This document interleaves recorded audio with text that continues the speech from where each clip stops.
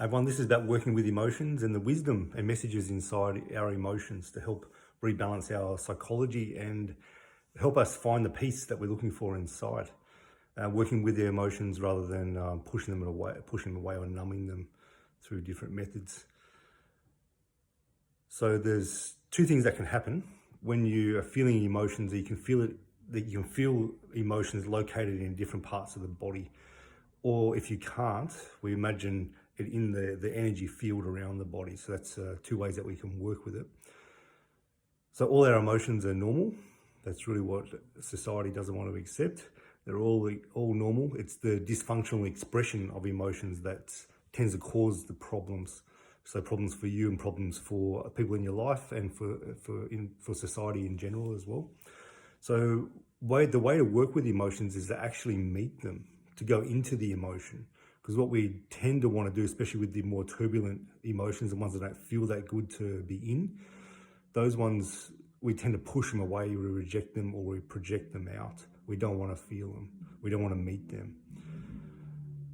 And in the beginning stages, when you're working with emotions, it's actually easier to project them out, but it causes bigger problems later. So it's better for you to own your own emotions, because essentially you can't release something that's you.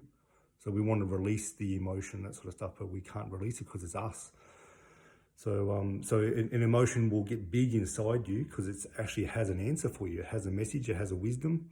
And if you go in and meet it, it'll give you that answer and that wisdom. And the emotion then doesn't have to be so big because it's actually rebalanced and integrated back into your psychology. So there's a sense of peace that comes from that. So two ways. So you might feel the emotion in your body. So anxiety, often people feel anxiety. Anxiety is about, usually fear of the future. And its ultimate wisdom is the actual wisdom detector. So when you feel anxiety, it has a wisdom for you about how to progress in the next stage or the next thing you need to do, or what you need to reconnect with inside too. So people often feel anxiety in the solar plexus down here. So you imagine a ball or a sphere in that area, and we're putting the feeling and the word anxiety inside. So it's the word, we're sort of visualizing, we're feeling it in that area, and we're letting anxiety be there. So usually we don't want it to fully be somewhere. So we're letting it be there, and it's contained within a space. And we're asking this area of the body two questions. First question is, what do I need to understand right now?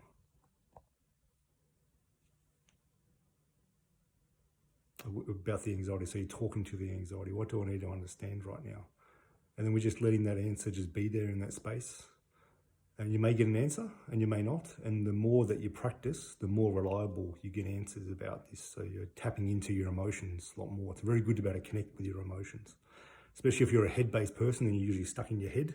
It's really important to feel into your body, because that's where most of our emotions live. We can't be purely mental, cerebral beings all the time. We need to feel what's happening to the body. That's where a bigger connection is. So that's the first question. The second question is, how do I use this understanding? What do I need to do? So it's like an action step. What's the action step do I need to do? So we granulate the information.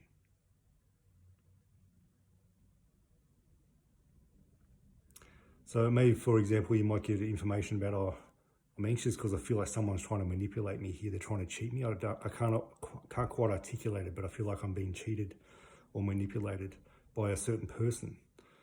So then the thing is, okay, we're going to need to address this. This issue isn't going away. This person's not going away. But you have a fear of conflict.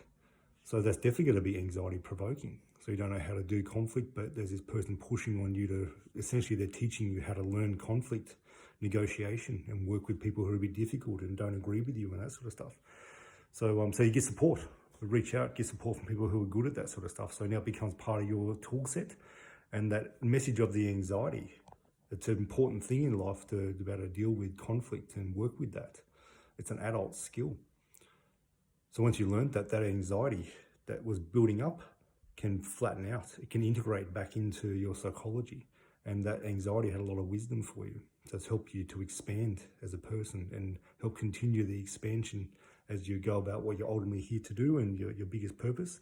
Being a real leader in your own life is one of our biggest purposes.